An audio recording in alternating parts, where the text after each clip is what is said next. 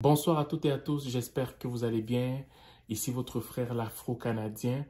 Aujourd'hui, je fais une petite vidéo simplement pour répondre à une personne qui m'a posé une question en ce qui a trait à la décision à prendre, si elle a lieu de bâtir sa vie ou bâtir son foyer, je veux dire, avant le projet d'immigration ou après être arrivé au Canada en fait, ok? Avant la procédure d'immigration ou après être arrivé au Canada.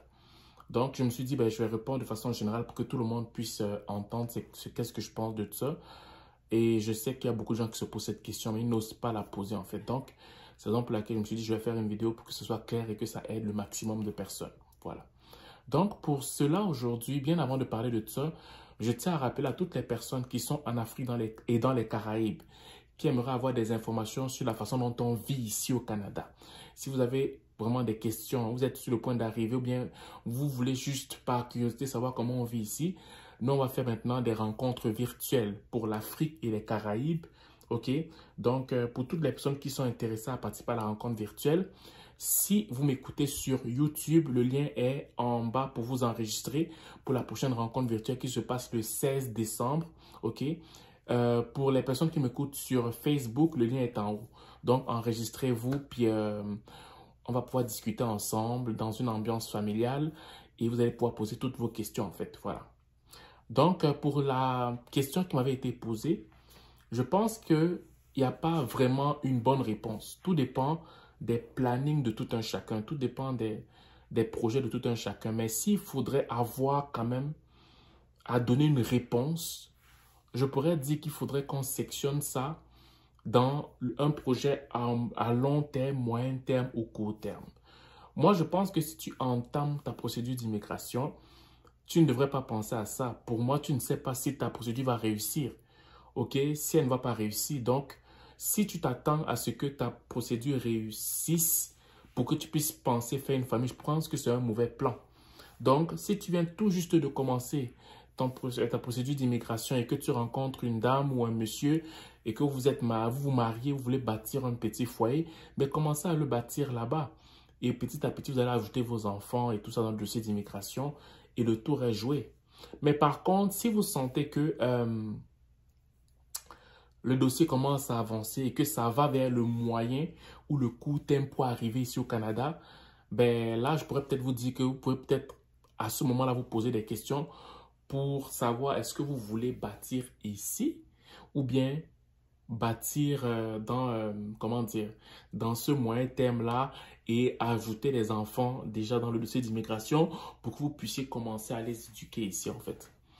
Donc, si on me demandait moi personnellement, c'était quoi mon avis par rapport à ça, si j'étais en train de faire un dossier d'immigration et que j'étais sur le point d'arriver, moi personnellement, je dirais que j'attendrais d'arriver ici. Si on est dans le moyen terme, frôlant le court terme en fait, ok? S'il faille mettre genre un nombre de mois, admettons que je sens qu'il me reste peut-être 6 mois ou 1 an. Moi, je me dirais que j'attendrai d'arriver ici au Canada pour bâtir mon foyer afin d'abord de jauger la mentalité canadienne et bâtir mon foyer selon les réalités canadiennes. Parce que je me suis rendu compte que beaucoup de familles, quand elles arrivent ici, elles viennent parfois avec la mentalité afro ou caribéenne dans un pays où on pense différemment. Je ne dis pas qu'il faudrait absolument épouser toutes les façons de faire ici, mais je dis que des fois, ce choc culturel fait en sorte que des fois, au début, avec les enfants, les gens sont déphasés, les gens sont perdus. OK? Alors que si tu viens sans avoir d'abord bâti un foyer, quand c'est proche d'arriver, quand tu sens que tout se passe très bien, ben, tu arrives, c'est toi qui vas d'abord avoir ce choc-là. Les enfants n'auront pas à subir ce choc-là. Quand tu vas arriver, tu vas d'abord te battre avec ta fiancée ou ta femme ou ton mari. Et à partir de là, quand vous allez commencer à comprendre un peu c'est quoi le Canada, pas forcément pendant 1 an, même pendant 3 mois, 6 mois, vous allez comprendre les bases, comment ça se passe ici. Ben là, vous pouvez commencer à chercher un enfant en fait. OK? Mais comme je vous dis, c'est parce qu'il faut mettre une réponse à ça. Mais il n'y a pas de réponse vraie, il n'y a pas de vérité universelle à l'intérieur. Chacun a sa perception selon son plan de vie. Voilà. Donc, j'espère que ces petits bribes de réponses vont aider les gens qui se posent des questions Et si vous avez aussi votre avis là-dessus, n'hésitez pas à mettre ça en commentaire pour que ça aide le maximum de personnes.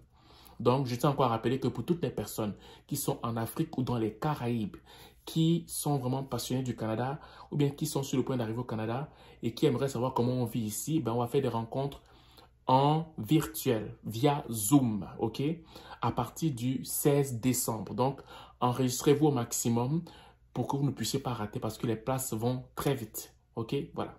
Sur ce, je vous souhaite de passer une excellente journée ou une excellente soirée, dépendamment de vous m'écoutez.